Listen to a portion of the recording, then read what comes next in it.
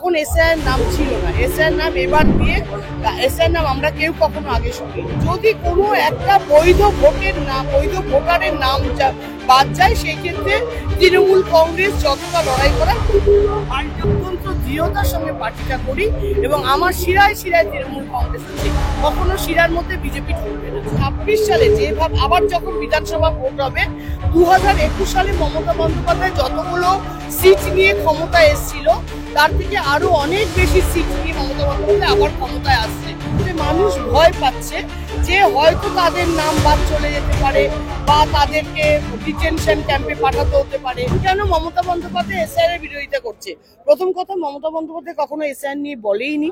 মমতা বন্দ্যোপাধ্যায় সংসদে বলেছিল যে no EPIC no vote. Mamata Bandyopadhyay কখনো বলেনি যে আমরা এসআইআর করবো। আর এসআইআর 2002 সালে যখন হয়েছিল, মানে ভোটার লিস্ট, তখন এসআইআর নাম ছিল না, এসআইআর নাম এবার দিয়ে এসআইআর নাম আমরা কেউ কখনো আগে শুনিনি। 2002 সালে আমাদেরও ভোটার লিস্টের নাম ছিল বা নাম উঠেছে। বিজেপি সরকার এই এসআইআর এর নাম দিয়ে মানুষের মধ্যে একটা আতঙ্ক সৃষ্টি করেছে, যাতে মানুষ ভয় পাচ্ছে যে হয়তো তাদের নাম বাদ চলে যেতে পারে বা তাদেরকে ডিটেনশন ক্যাম্পে পাঠাতে হতে পারে বা তাদেরকে ডিপোর্ট করা হতে পারে। মমতা বন্দ্যোপাধ্যায় একটা কথাই বলেছেন যে তিনি মানুষের পাশে আছেন, এসআইআর হচ্ছে, আমরা সবাই সহযোগিতা করছি, কিন্তু যদি কোনো একটা বৈধ ভোটারের নাম বাদ যায়, সেই ক্ষেত্রে তৃণমূল কংগ্রেস যতটা লড়াই করার।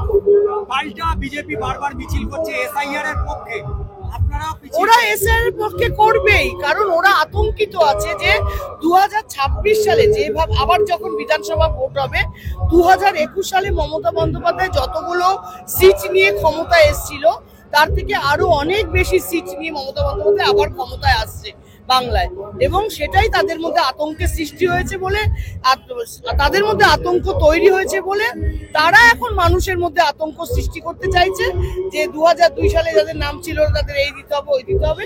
বেসিক্যালি সেরকম কিছুই না। মানুষকে আমি বলবো, আমি এসআইআর এর কাজ শুরু করেছি আমার বেলা পূর্বে, সেরকম ভয় পাওয়ার কোনো কারণ নেই, সবার নাম উঠবে, আমরা তার জন্য তৃণমূল কংগ্রেস পাশে আছে এবং একটা বৈধ ভোটারের নাম যদি বাদ যায়, আমরা কিন্তু লড়াই করব।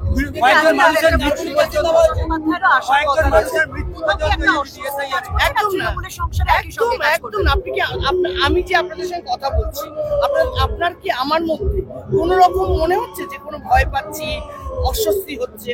আমি তৃণমূল কংগ্রেসটা করি, আমি তৃণমূল কংগ্রেসের এমএলএ, আমি তৃণমূল কংগ্রেসের কাউন্সিলর, আমি অত্যন্ত দৃঢ়তার সঙ্গে পার্টিটা করি এবং আমার শিরায় শিরায় তৃণমূল কংগ্রেস আছে, কখনো শিরার মধ্যে বিজেপি ঢুকবে না। আরো ভালো ভালো খবর দেখতে সাবস্ক্রাইব করুন বাংলা হান্টের ইউটিউব চ্যানেল। বাংলা হান্টের আরো খবর দেখতে নজর রাখুন। বাংলা খবর মানেই বাংলা হান্ট।